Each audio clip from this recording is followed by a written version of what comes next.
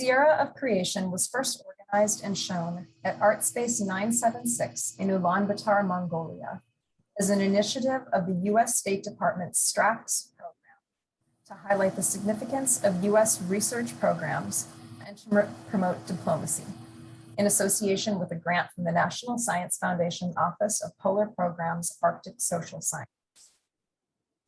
This project was initiated by Nicole Davy, William Paterson University Professor of Environmental Science, in order to spread public understanding of her ongoing research to develop millennial-scale climate histories using tree ring records. In July 2019, artists visited a collaborative field excavation in Mongolia between the Institute of Archaeology of the Mongolian Academy of Sciences and Yale University, active since 2010.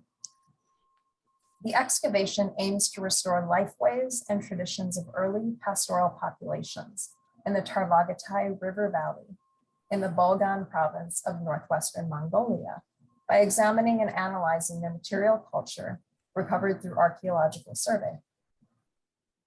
The study of these early nomadic ephemeral campsites and household structures have been central to the mission of the excavation, with the potential to contribute significant information about historical domestic activities and decision-making.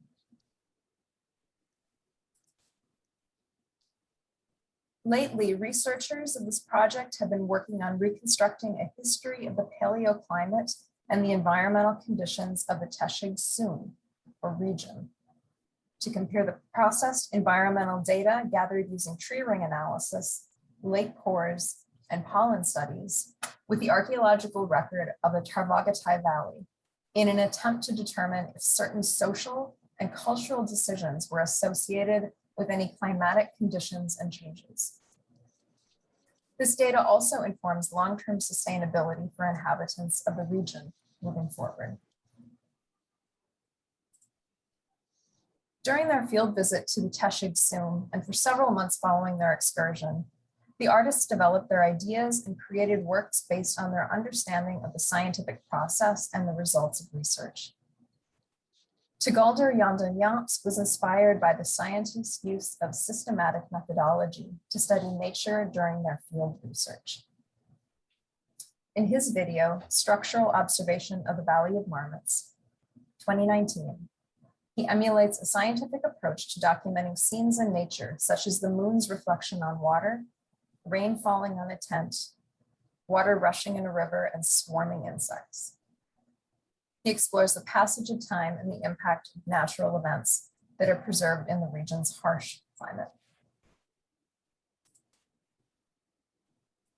Bat Erdine Batchelun was inspired by a conversation with archaeology professor Yargalan Bergentagtak, who identified the strata of an excavation as human or nature in seeming endless repetition. Batchelun's video Empty, also from 2019, presents real-time and time-lapse footage of the excavation site, juxtaposing subtle and dramatic alterations to the landscape over time. The artist explains that human actions, lives, and traces disappear in nature, and new ones appear and disappear again. Munkbolor Ganbold's time in the Tarvagatai River Valley made him wonder what we can recover by excavating any given place or circumstance. In his video, The Wind of Time, 2020, Ganbold depicts family portraits that fade in and out of view, accompanied by ambient electronic music. The individual portraits, possibly of ancestors, never come into sharp focus, suggesting the impossibility of recouping the past. His mixed media work, Moon Equals Moment, created between 2019 and 2021, was assembled from tangible materials and ephemeral impressions he collected during his time in the field.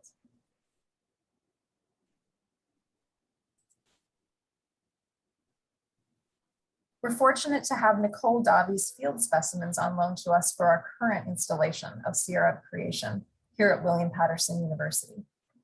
where visitors can view artworks alongside Siberian larch tree cores and cross sections collected from the Tarbagatay River Valley.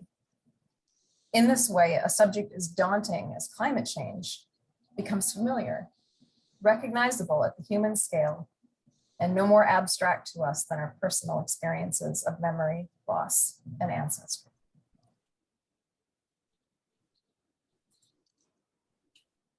So welcome to our panelists and welcome to everyone listening. So I want to give our panelists an opportunity to introduce themselves for the first time, and I am going to task them with the question of what their most memorable experience was from their time in the field. And any of you can begin. It's really up to you, but I'd love to hear that from all of you. Okay. My name is Tuguldur Yondunjamt, and I was one of the three artists who was able to join this amazing scientific team of archaeologists, dendrologists, and ethnologists, and also historians, and also local people. And it was, so first of all, I'm a visual artist, and I work with drawing, sculpture, or multidisciplinary directions. And so first of all, it was very interesting to see a lot of different scientists on one side, and then they actually been working several years. I mean, at least the archaeologists. And we had privilege to stay there 7 or 10 days. And then we've been camping and then talk to different scientists, but also local people. And yeah, in general, was quite a very interesting trip for me. Yeah.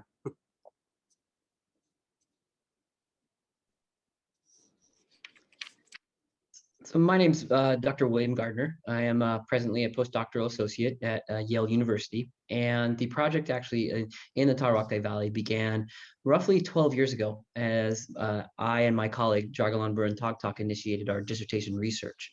And it's really kind of funny. I'll show kind of like one little anecdotal story. One thing that when you say you're an archaeologist, sometimes when you sit down on a plane and you say just that, you better get ready for like an earful, because the conversation can come, really kind of, hot and heavy. So sometimes when I don't feel like talking and I don't want to be rude and just put earphones in, I'll just say I'm an anthropologist, because that's one thing that people actually don't understand about archaeology is archaeology is folded into anthropology, and anthropology is it's the quest to seek what people's lives are like. And it's the quest to do that from their vantage point. So archaeology is not just the collection of relics. It is the attempt to find out what life was like for people from a perspective as best we can get, from their perspective.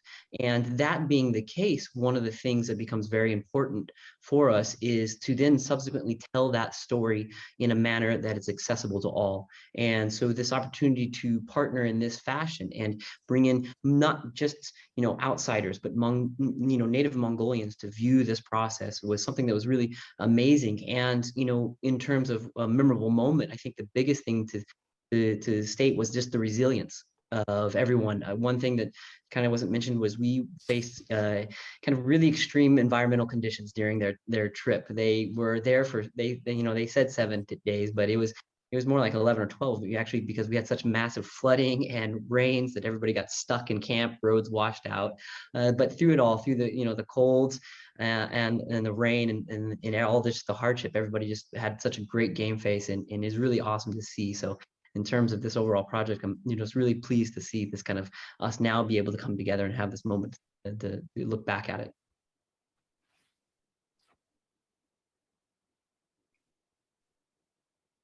I'll jump in. Hi, everyone. I'm so excited to see everyone. I haven't met everyone face to face, so it's just really exciting. to see you all. And thank you so much for collaborating with us. It's so exciting. I'm Nicole Davi. I'm a professor and chair of the Department of Environmental Science at William Paterson University. I've worked in Mongolia on paleoclimate for quite some time, since maybe 2001. I did my dissertation on using tree ring records in Mongolia to reconstruct drought and temperature across many sites in Mongolia. So the thing that stands out for me is when I go into the fields, we're in search of these long-lived climate-sensitive trees. And when, we don't always know where they're going to be, but we do a lot of exploration. And I'm just always taken aback when I get there, because it's so beautiful, like that I get to go to these places and because they're remote and they're just beautiful. So right, this is one of the sites north of Ulaanbaatar. It's called Zunmod. Just a beautiful, these trees. They look like just little trees growing in the plains, but they're maybe 400 years old. So I feel very excited when we see places like this. I introduce myself. My name is Kantia, and I'm founding director of Mongolian Contemporary Art Association and also 976 Art Gallery. We often collaborate with the U.S. Embassy in Mongolia for implementing different projects. And our gallery and the association also work with the contemporary artists, mostly young artists of Mongolia. And so we got the offer from U.S. Embassy to collaborate on this project. And I was quite excited to get this proposal because we always look for opportunities to work with scientists, with anthropologists, and the people who are working in different fields to see how artists can collaborate on working with the people who are working in different fields. So we selected 3 artists, and they went to the Bodham province, Tarokta Mountain, all day, and I never been there, and I really wish to go there because artists described the beauty of the place, white, very white, and also the team, very cool, they say, and also very warm hospitality, and the works they produced are really amazing, and we really enjoyed introducing their works last year. And unfortunately, COVID started, and we closed the exhibition in just a few days after opening. So, and we showed online in June, and now in United States. And so that's for now. In the MOOC in back, Taravaros Como.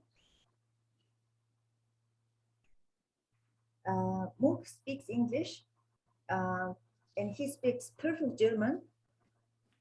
And MOOC, therefore, if they need translation, I can make a translation. Back or Chuboko. I want to give me a time speak this in Krigeri Rexa.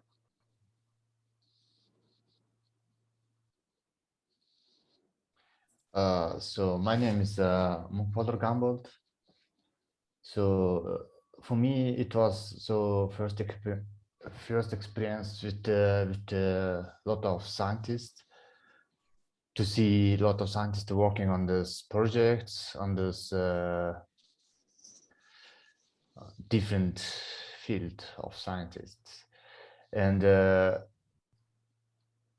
it's quite interesting to see how the working process is going, because everybody has different methods to work, and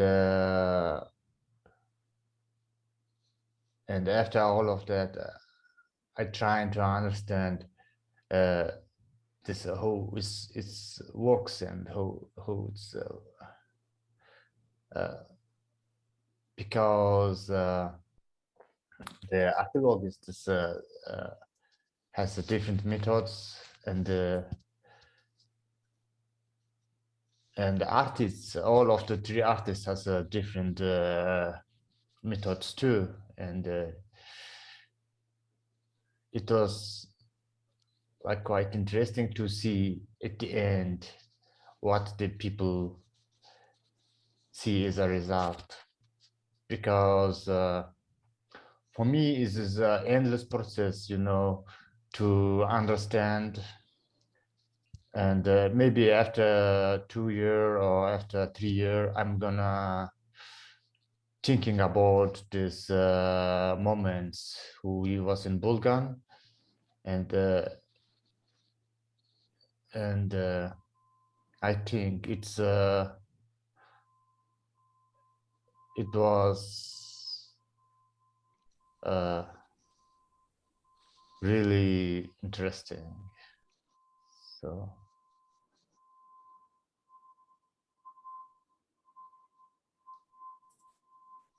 Bot or Dean, did you want to share any of your memorable experiences from the field with us? And hello.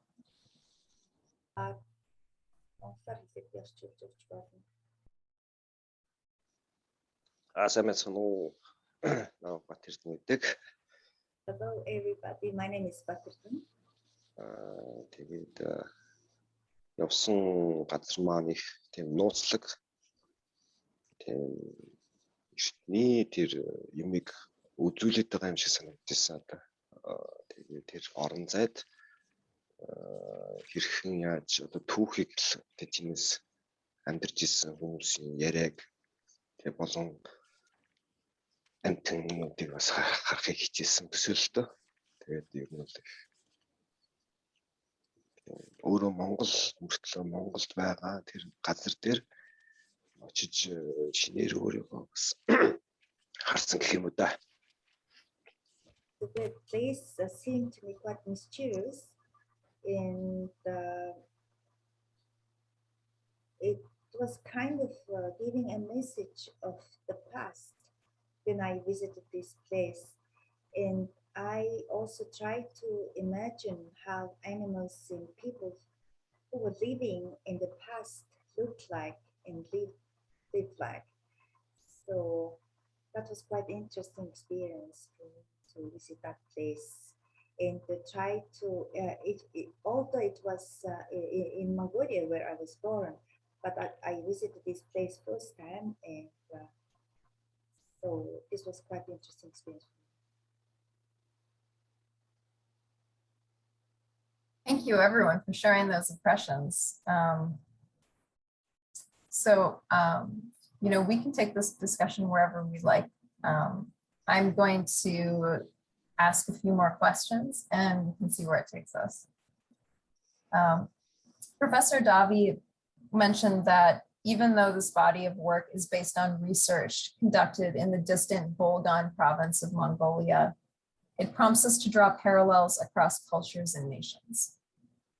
Subarctic regions, including Mongolia, have experienced rates of warming that are so far unprecedented. Similarly, New Jersey is experiencing rising temperatures and increasing rainfall. So my question is, how have each of you experienced the effects of climate change in Mongolia? And maybe we could begin with our panelists who reside there permanently, and then hear from Nicole and William here on the state side.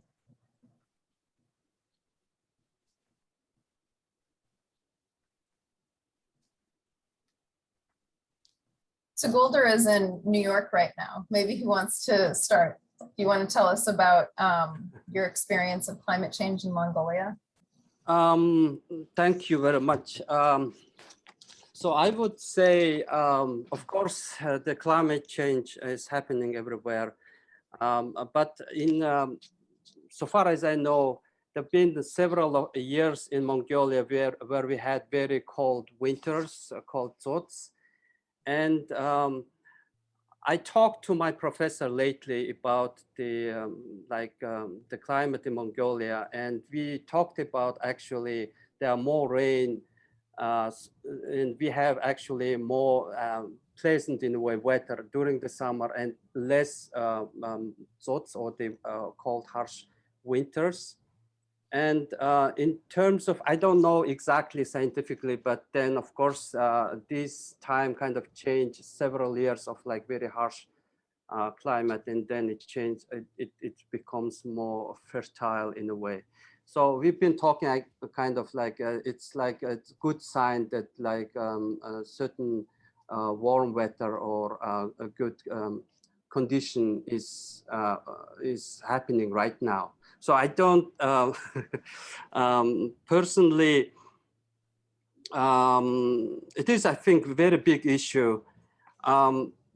So if I remember my visit there, so we went there. So it is, of course, North Mongolia. So it is a very foresty area.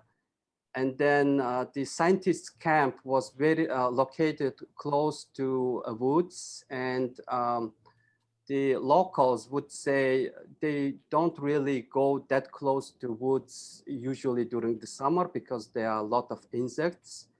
And for nomads, they usually stay close to the river or where is more fresh or less insects, for example. So there was, of course, like this type of not difference, but then they've been all people been very friendly to each other. And I also realized that how archaeologists, they do, excavating with very responsible way, and they report to local communities, and they have meetings, etc., etc. And so we had, I think, 7 days camping. Of course, it is very interesting. You sleep in the tent, and then there is rain or different. So we gather together to eat, to meet, talk. And that atmosphere was very great. And especially I was very interested in terms of how these different scientists, what kind of methodology they developed in terms of the collecting and archiving and documenting.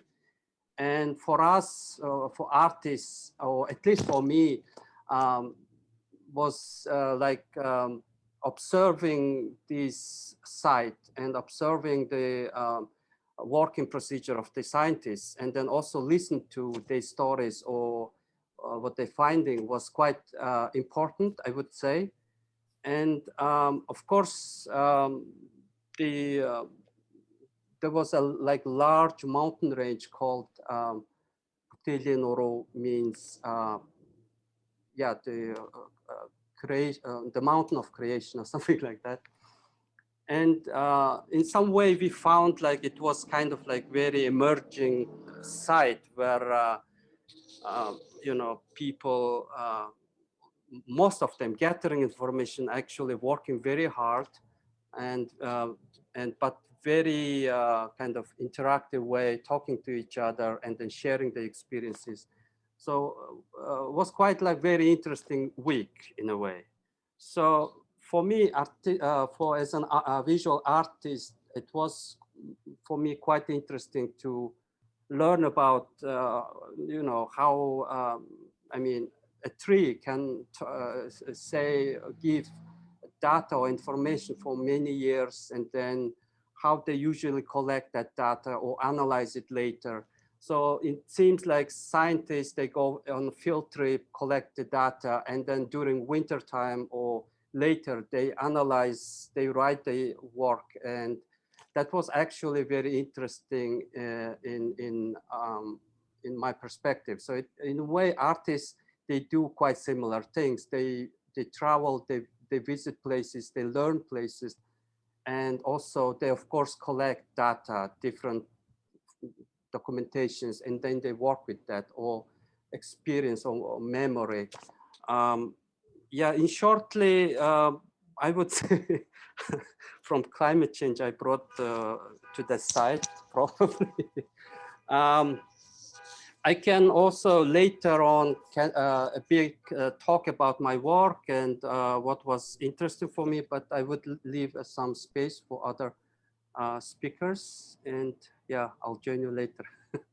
Okay, Yeah. we can get to that. You bring up some excellent points talking about the process, artistic and scientific processes. Before we dive into that, let's hear from a few other panelists about their experience of climate change in Mongolia, if they have anything to add to that. Yeah, I can say some additional information.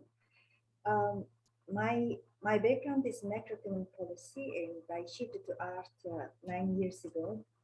And I actually studied in Williams College for the macroeconomic policy. And my dissertation was about impacts of climate change in the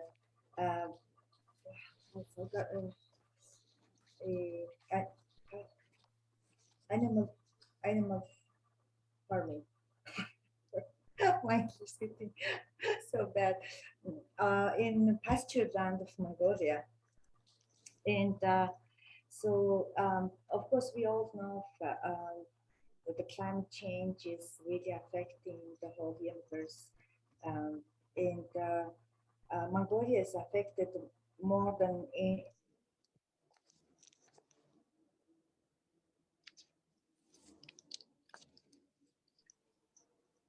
She may have froze. I think she froze, but she was saying, yeah, Mongolia is affected more than Many other countries. Oh, and, and besides this, also we have lots of changes in the environment because Mongolians grow because of the increase of the Kashmir business. Mongolians started having lots of goats, and the goats, they are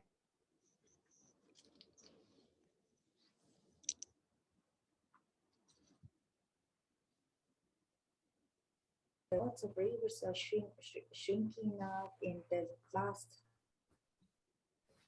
very fast, and some small rivers are disappearing. And also when the mining opportunities started after the collapse of socialist system, we got lots of gold mining and other types of mining booms. And so some people, companies, they are not really responsible. They are treating to the nature not really responsible way. So they are affecting also the quality of river, and also damaging the ecosystem. So this is something that's happening in addition to climate changes in Mongolia. And sometimes we do expeditions to explore these kind of sites. And I mean, with artists, not economists. As an economist, we did some researches and did some interesting media works together with artists. So that's what I can say. Who knows how much of the river's damaged? How many percentage you were saying recently?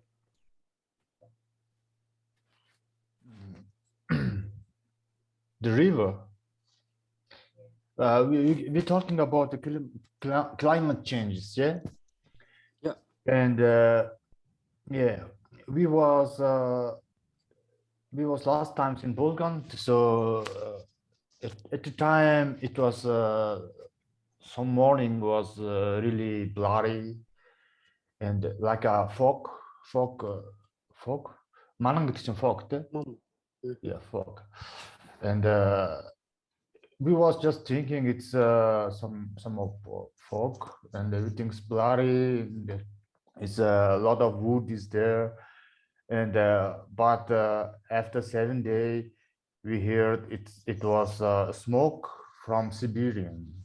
So because there's a lot of wood is burning, and the smoke comes to Mongolia. And I think this year, before 1 month, I think Ulaanbaatar was same, like blurry and a lot of fog, but it was smoke from Siberian again. And every year or every 2 years, we see how the Mongolian air get blurry, and because of the smokes from Siberian and burning woods. And for me, it's some of effect from climate changes, I think.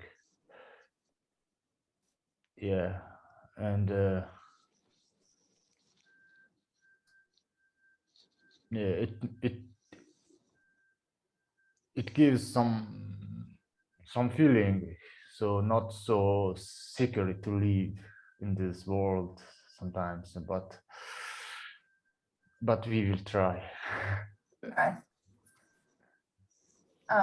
But did you have any impressions about climate change in Mongolia, things you've seen over the course of your life? нөгөө цагуурын өөрчлөлтийн талаар одоо Монголд гарч байгаа цагуурын өөрчлөлтийн талаар ингээд мэдрэгдэж байгаа нь юу байна ч юм тийм. Цаг уур болохоор нөгөө бас нөгөө бидрийг очиход нэг үер болсон. Тэгэхээр их цаг уурын байдлаар бол одоо миний бодож байгаа бол яг тухайн үед бол их тийм чиглэг байсан. Ер нь бол их усрахаг олмол тэр миний мэдэрсэн бол нөгөө амьдарч байгаа шилжилтүүдийн тухай байсан. Тэр цаг ууртай нөлөөлсөн. Тэр мод судлаачийн ярьж байгаа бол ер нь бол их тэр цаг үеийн үйлчлэлийг тийм өөрөөр харсан гэх юм уу. Миний амьдралын харцаас бол цаг уурыг би бол зүгээр нар жаргадаг, нар манддаг, тэр өвс ургадаг, хатдаг гэдэг талаасаа биш. Одоо эртний тэр амьдралж байсан тэр цаг уурыг бас харж байгаад бас модны судлаач байсан. Тэр бол аюу гоё таалагдсан. Мод гэд ярьж байгаа нь.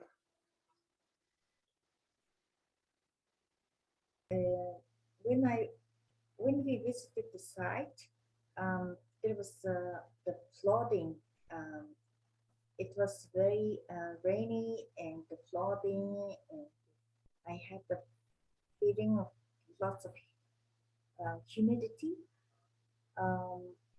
and it was quite interesting to see life not as sun rises and the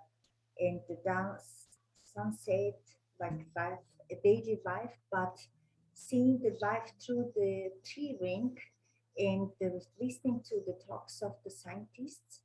That was quite interesting to see through these kind of approaches to see the life and the ecological changes, environmental changes. That was quite interesting for me.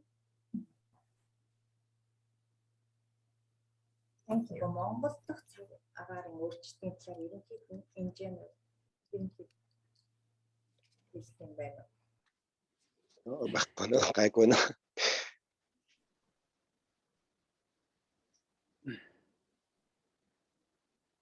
And so Nicole and William, I'd love to get your feedback about that.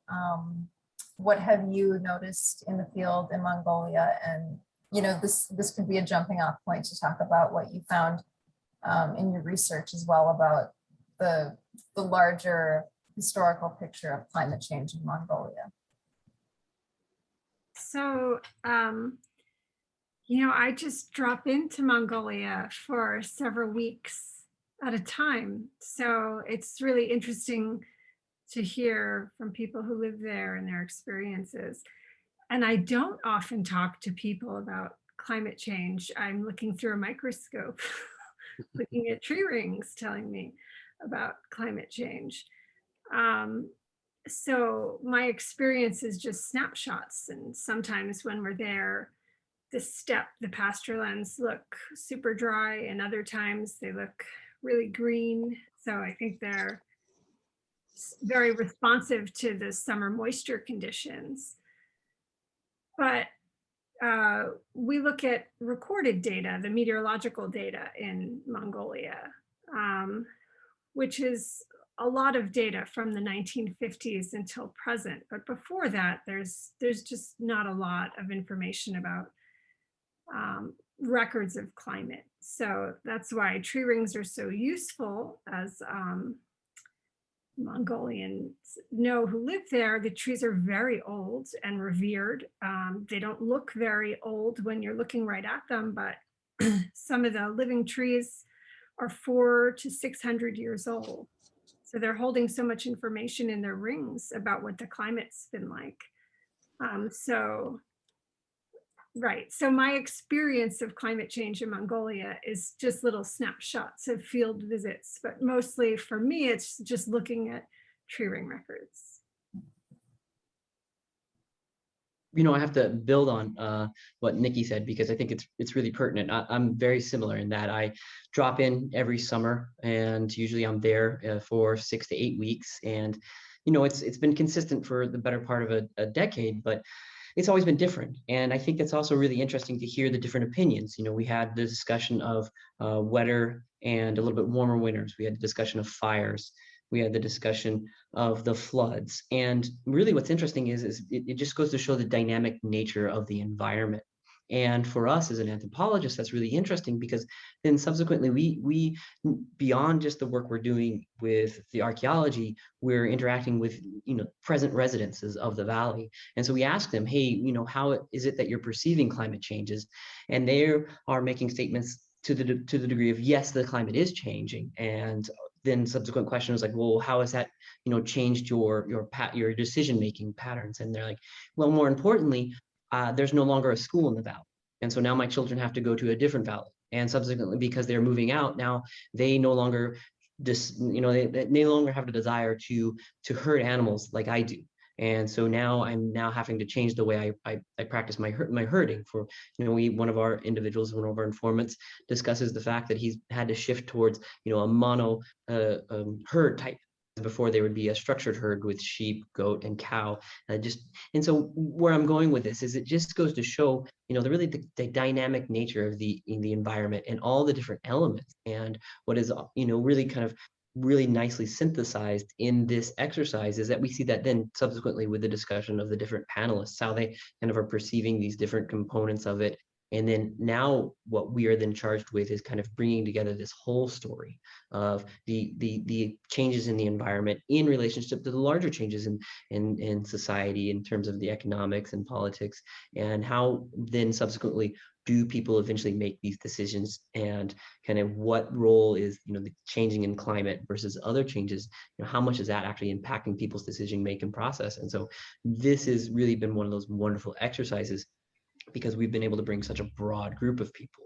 We have the people that live in the valley, we have the artists from, you know, different regions of Mongolia, as well as the scientists all coming together. And that's really kind of, hopefully as we move forward, we can create this really wonderful story of, you know, all the kind of components that are impacting the modern day Mongolia. Excellent, thank you for that.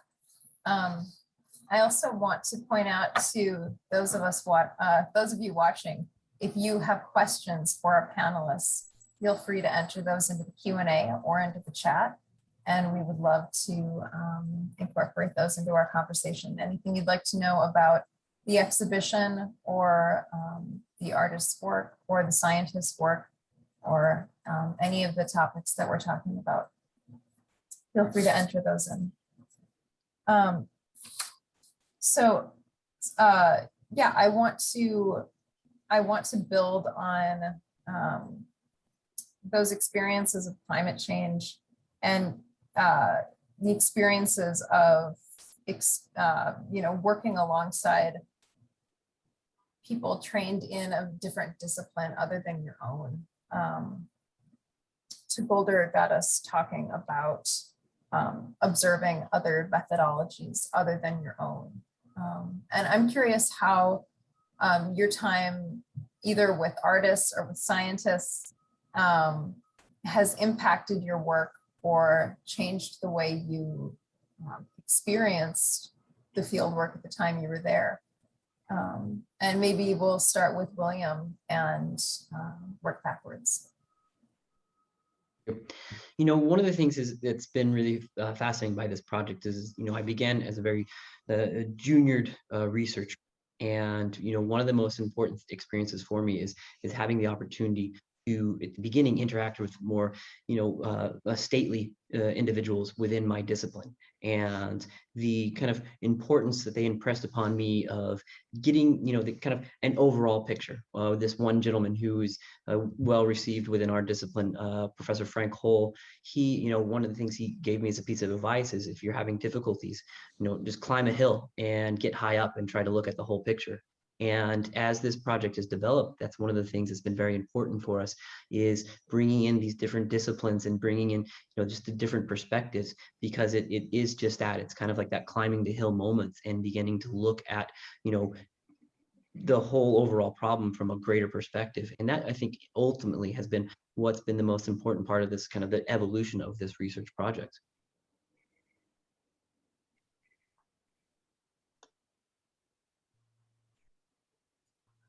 I can just say I like that analogy, Will. That's helpful.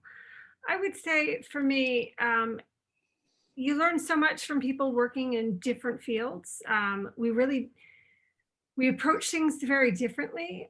We speak different languages, literally, but also in our fields, right? But I think we have so much overlap. And that's one thing I find really interesting whenever I work with artists, and I work with artists a lot, is that we have so many similarities in our methodology, right? And that's what's really fun. I enjoy working with artists because as scientists, ultimately, we write research papers, we publish papers about our field. And I don't, you know, it's hard to gauge how much impact it has. We write them for other scientists. But I love working with artists because it's so interesting to see how artists communicate these topics, these very important, heavy, pressing topics like climate change, vulnerability, resilience. So I'm always interested in seeing where artists grab on and communicate these ideas and how they do it. The arts can sometimes be, I mean, the arts are so powerful, right? Sometimes it's one image that can cause widespread change or interest or, you know, action.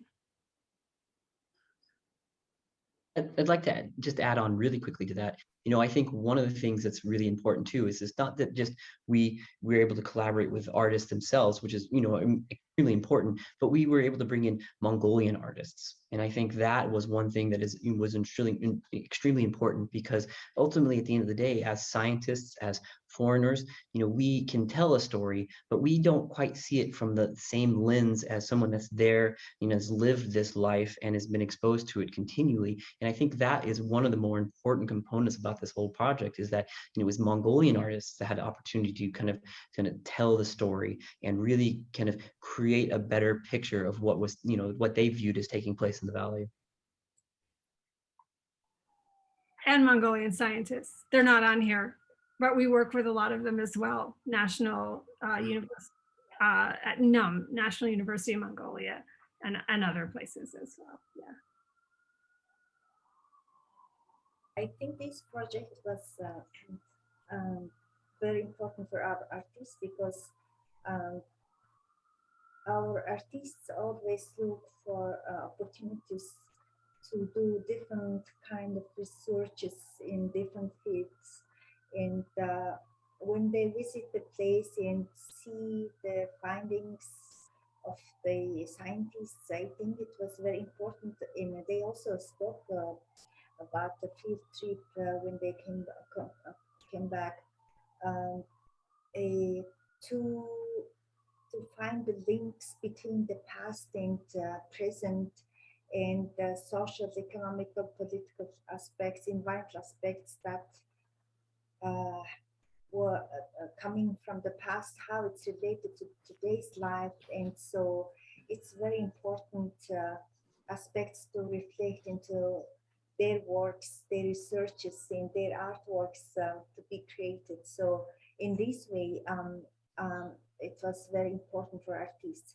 And also I was reading that for archaeologists also, not just for this trip, the artists also help a lot in understanding different symbols, at the traces, in interpreting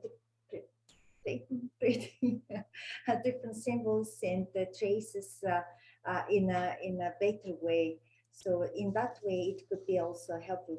I don't know how was the experience of this in this case.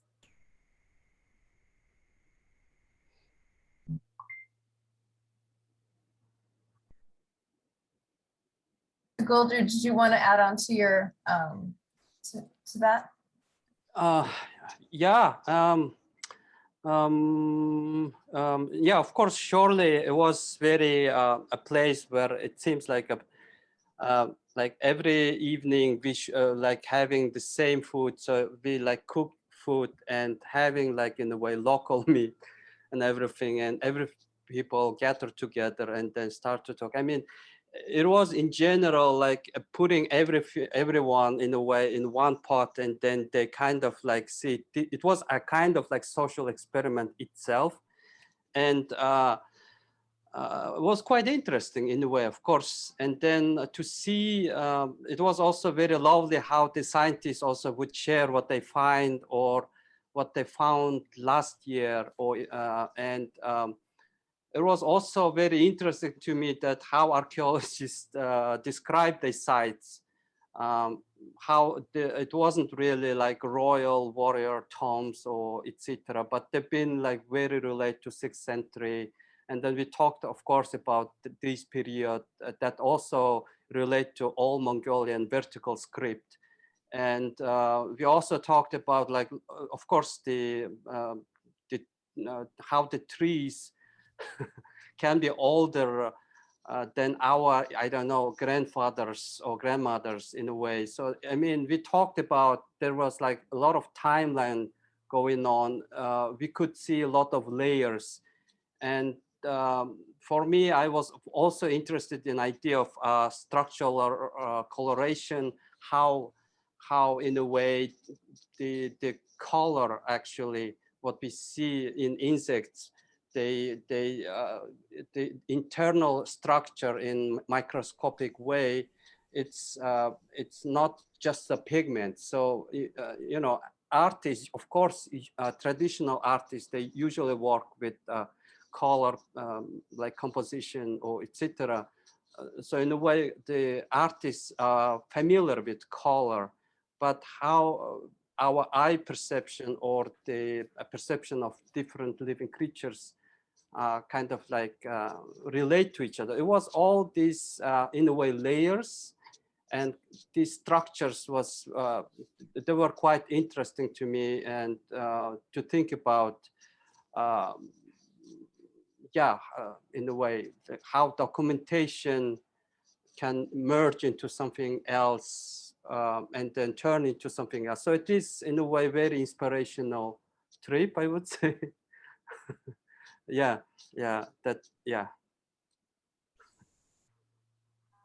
Yeah.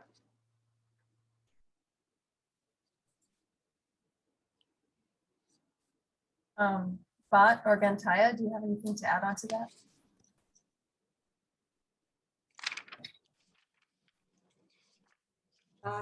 нөгөө энэ олон салбараас одоо уран бүтээлчид байгаль орчны мэрэгчлэнүүд ингээд одоо нийлээд энэ одоо хамтарч ажилласан. Тэгээд энэ төр хэлэх юм байна уу? Тийм.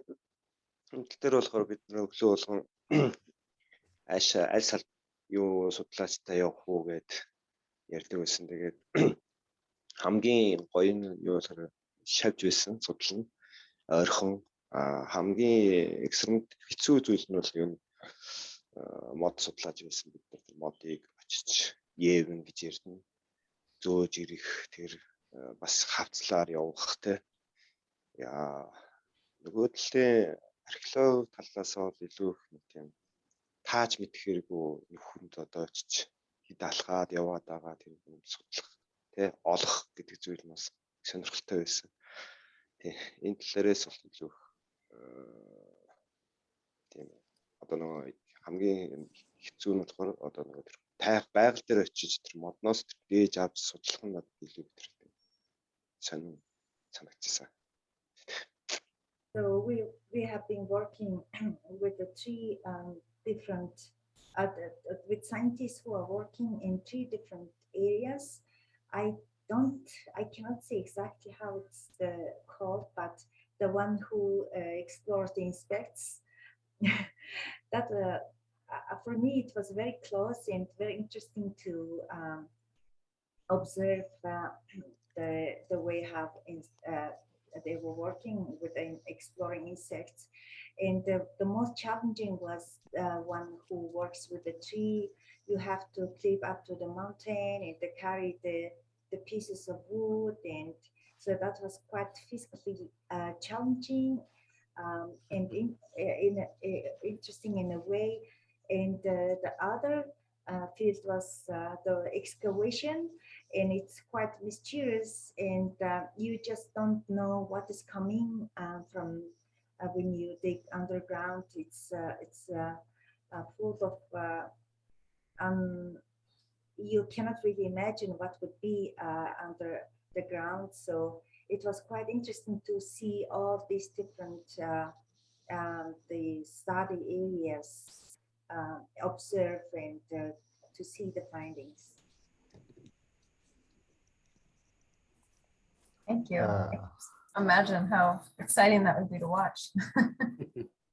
I want to pose one final question before we wrap up our time together. So Jonte asks, I'm curious about the short or long-term goals of this project. Can someone talk a little more about what they plan to achieve, whether it's personally, collectively, or environmentally?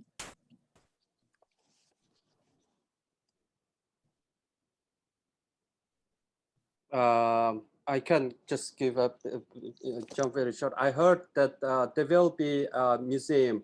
So they are planning to have a museum of findings from last 5 years, if I understood correctly. So that was it, most probably. Yeah, I would like to say, talk about one experience. Ulaanbaatar, the capital city of Mongolia, has become the worst polluted city in the world because of the coal burning in the city. We have lots of immigration of the herders moving to capital city. Basically, it's about it also associated with the climate change because of the pasture land is becoming dry. We got lots of these harsh winters and summers, and so the herds people lost lots of animals, so they have to move to the city to survive. And because of this air pollution, lots of measures were taken in Mongolia, but people really got kind of fed up with all this negative information. And once we organized one exhibition, which is called Lost Children of Heaven, it was about air pollution.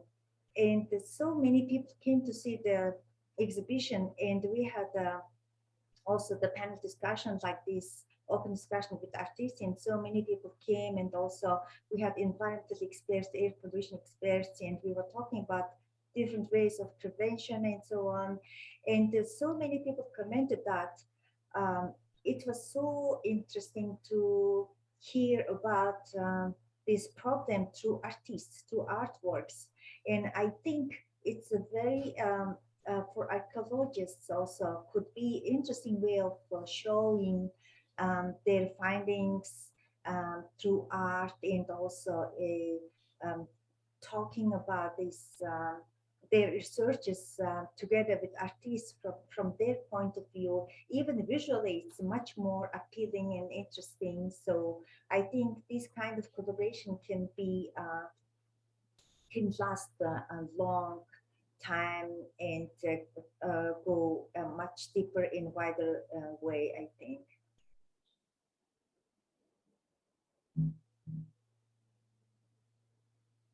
Okay. Quickly, would anybody else like to address the longer short-term goals? I would just add that, you know, we're combining some different fields, looking at climate through time using paleoclimate records.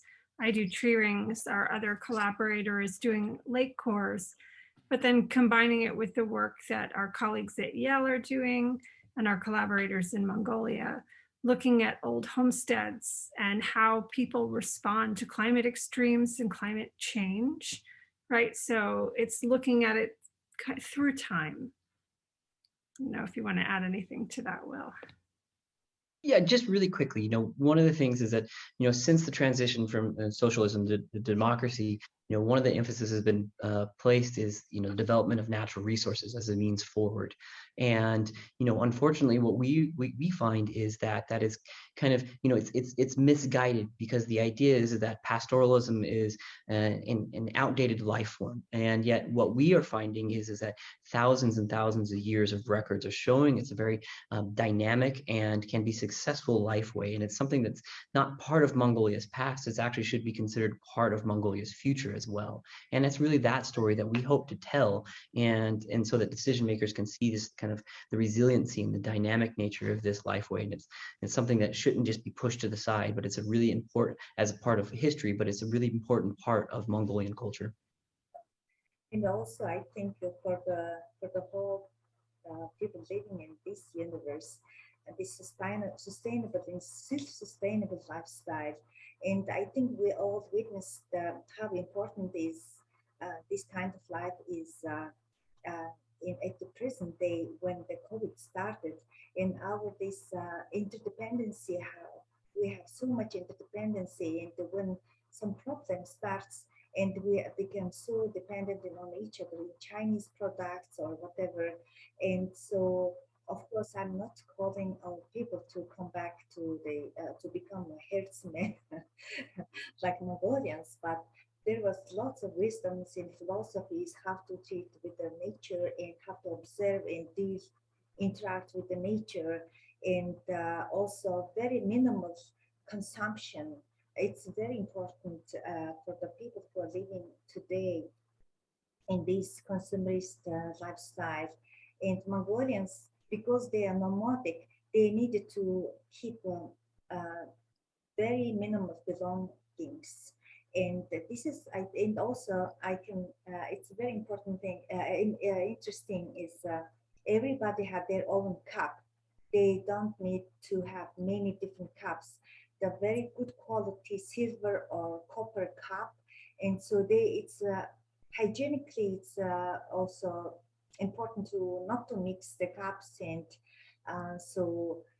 also not to waste the water washing so many different dishes and so on.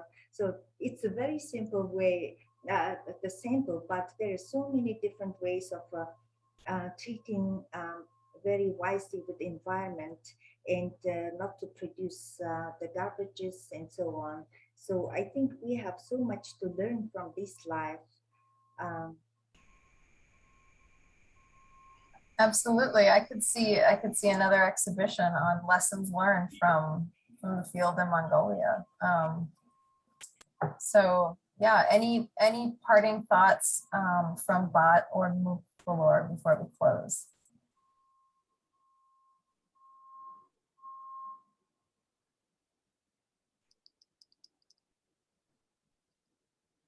If not, I will think. Oh, go ahead. Was that Mukulor?